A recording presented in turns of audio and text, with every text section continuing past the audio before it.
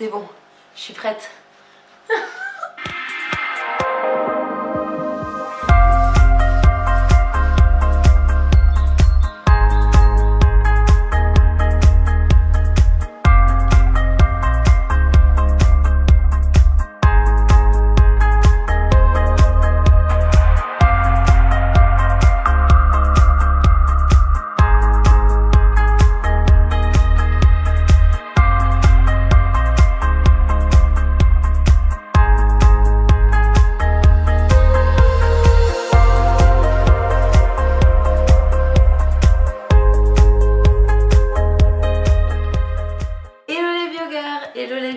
On se retrouve pour une nouvelle vidéo.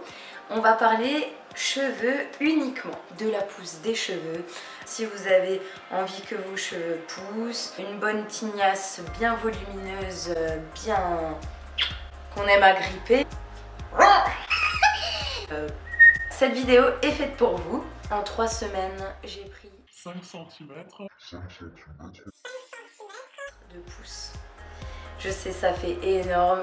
Certains doivent se dire mais c'est impossible, c'est pas possible. En fait, si c'est possible avec des ingrédients bien précis, bien stimulants. Ces ingrédients, ils vont activer la pousse. Ça va vous faire un petit choc sur le coup, vous allez vous dire ah j'ai pas trop l'impression que ça pousse. Mais en fait au bout de 3 semaines, vous vous dites mais mince, si ça arrive déjà là, c'est un peu... c'est fou quoi.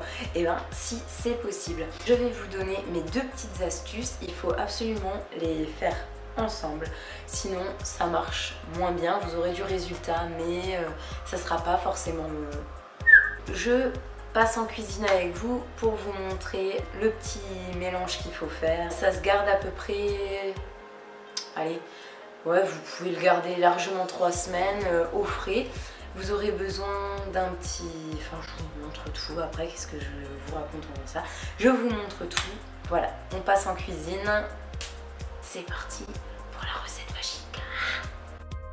J'ai haché grossièrement, comme vous pouvez le voir, l'oignon et l'ail.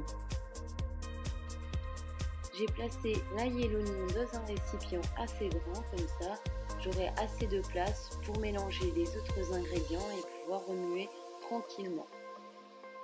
À cela, j'ajoute 45 centilitres d'eau bouillante.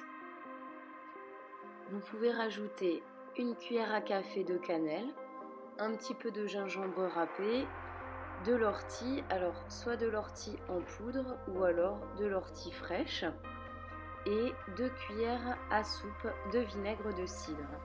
Donc ça fait un mélange un petit peu dégueu comme vous pouvez le voir, mais vu qu'on va filtrer, c'est pas très grave.